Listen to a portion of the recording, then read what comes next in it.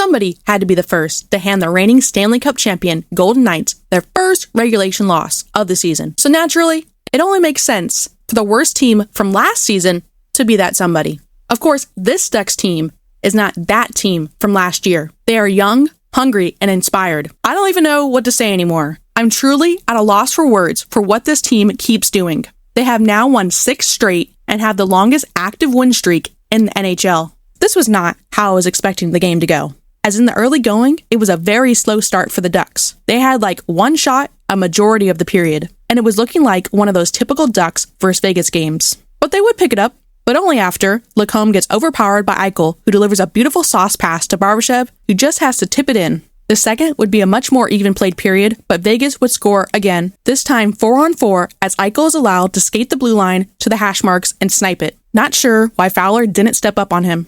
And as such, the Ducks would be down 2-0 to start the third and would need yet another comeback to win a game. And the comeback would start early in the third on the power play as Uncle Rico would score off the rebound from a block shot from Fowler and Vetrano.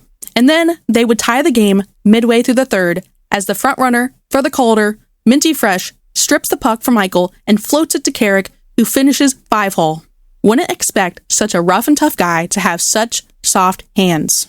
The Ducks would then take the lead with 4 minutes left, thanks to Captain Clutch, who scores yet another game-winning goal after a hard-working shift from the second line. Great pass from Frankie, and McTee goes 5-hole. Carrick would ice the game with an empty net goal 2 minutes later. This team will never lose again. Another Ducks win, another night where I cannot believe what I saw. It's early, but this team has already given me more thrills, excitement, and reasons to cheer than they did in the last few years combined. This team is fun to watch, and I'm looking forward to every single game. I've missed that. Some closing notes. This was a statement win for the Ducks, but it was also a statement game from John Gibson, who was the main reason the Ducks won this game. He was hearing and seeing all the Dostal news and looked no worse for wear in his first game back. He fought through traffic, tracked pucks well, and found pucks in scrambles, stopping 30 of 32 shots, highlighted by some amazing saves on Bakal early and a breakaway save early in the third on Eichel that could have made the game 3-0. Instead, the Ducks scored shortly after on the power play. That was a key turning point in this game.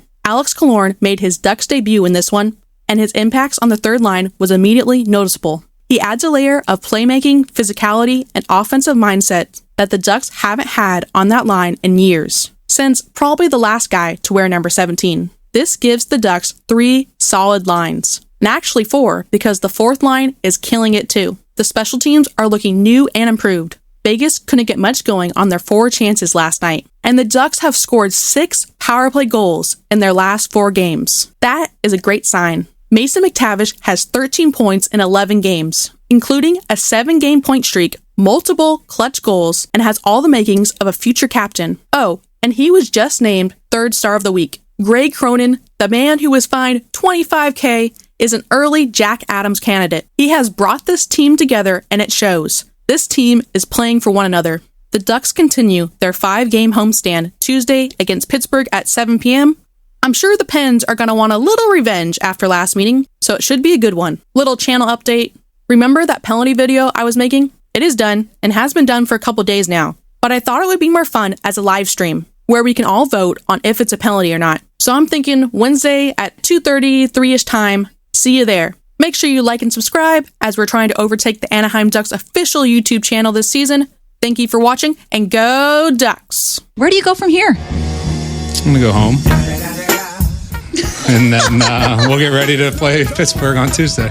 Bye. See ya. See ya.